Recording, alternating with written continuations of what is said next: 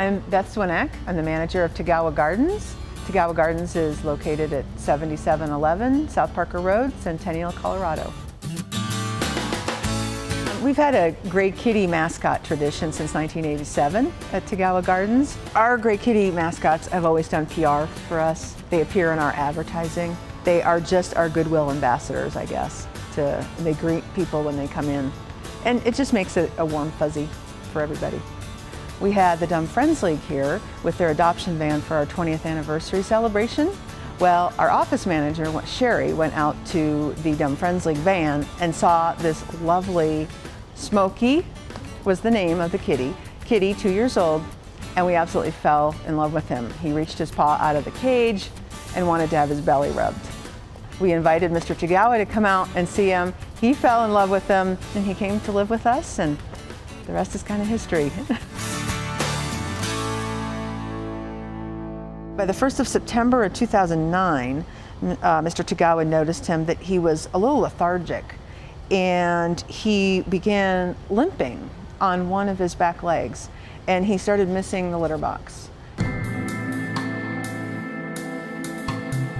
So we took him over to Dr. Lauterbach at Mission Viejo Veterinary Clinic on September 3rd of 2009. They couldn't find anything, and then on the 8th of September, Dr. Lauterbach referred Smokey Grey to VRCC and to Dr. Lane. Yeah, my name's Dr. Steve Lane. I'm a board-certified neurologist in veterinary medicine. I am one of the owners of the Veterinary Referral Center of Colorado in Englewood, Colorado. Smokey came to us because he had roughly a 2-month history of progressive weakness and wobbliness or ataxia in the back end or the pelvic limbs. Smokey was not painful. He continued to try to please everybody, and he was a very big cat, 16 to 18 pounds.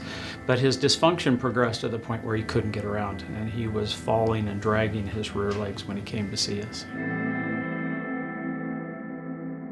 Point we saw him, he was not walking, but moving his back legs. This led us to know where his problem was. It didn't tell us what it was, but it led us to know that it was what we call a T3L3 myelopathy. So the next step was to diagnose his problem definitively, and that's where magnetic resonance imaging came in. With the use of the technology with MRI, we were able to see the spinal cord, we're able to see all the soft tissues around the spinal cord, and we're actually able to look inside the spinal cord.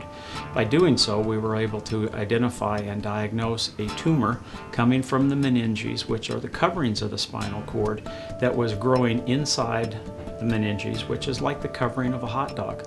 So Smokey had a tumor that was growing inside his coverings with no way to get out and only to grow and crush the spinal cord inside of it. Well, I think we were happy to know what it was, but it was really scary. And Mr. Tagawa never hesitated as to, well, you know, is this operable? Let's go through with an operation, and it was. In Smokey's case, the tumor sat in a location that lended itself to surgical intervention. And so surgery was the directed course of action. As soon as Dr. Lane was out of surgery, he called us to tell us what he had found. And he described it as a golf ball in a stick of soft butter, and that he was able to just pop it out. And it came right out. There was he didn't see any residual. I mean, the whole thing just literally popped out when he opened up his spine. But he felt very confident that the surgery would be very successful and it wasn't malignant. Meningiomas are a tumor. People have difficulty with terminology with cancer. Cancer is cancer, whether it's benign or malignant. Meningiomas tend to be a benign tumor. They arise from one layer of the meninges. We call it the arachnoid membrane. We think the meningiomas come from cells that have sat there their whole life, what we call arachnoid rest cells. And for some reason, genetics, other factors, these cells start to replicate and the tumor slowly grows. The key is it grows slowly. So most animals, just like people, are able to adapt or compensate for this slow growing mass. The tumor usually in cats does not invade the spinal cord. It just gets bigger and pushes the cord out of the way. You know, he was on a little bit of painkillers and things, but he was still Smokey. He would try to roll over. We didn't want him to roll over on his back, so we would, be petting him. And 24 hours after surgery, Smokey was rolling on his back and wanting to be petted.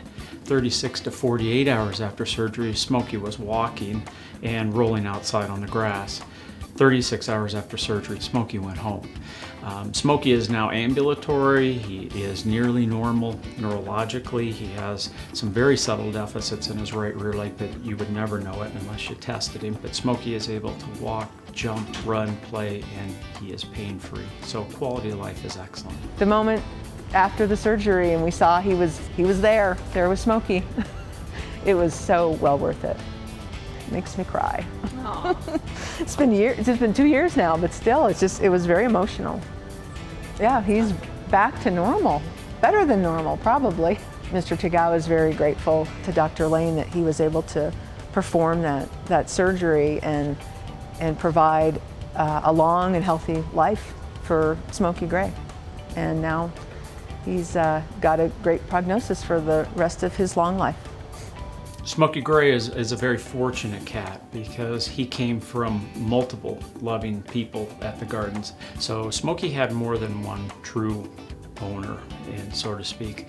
The bond, the human-animal and animal-human bond is phenomenal in cases such as Smokey, and Mr. Tagawa and the whole group there demonstrated that. They were there for Smokey. They were there during his rehabilitation. They were there to take care of him after he went home. Dedicated owners are necessary in the recovery of these cases, and certainly that was provided to Smokey.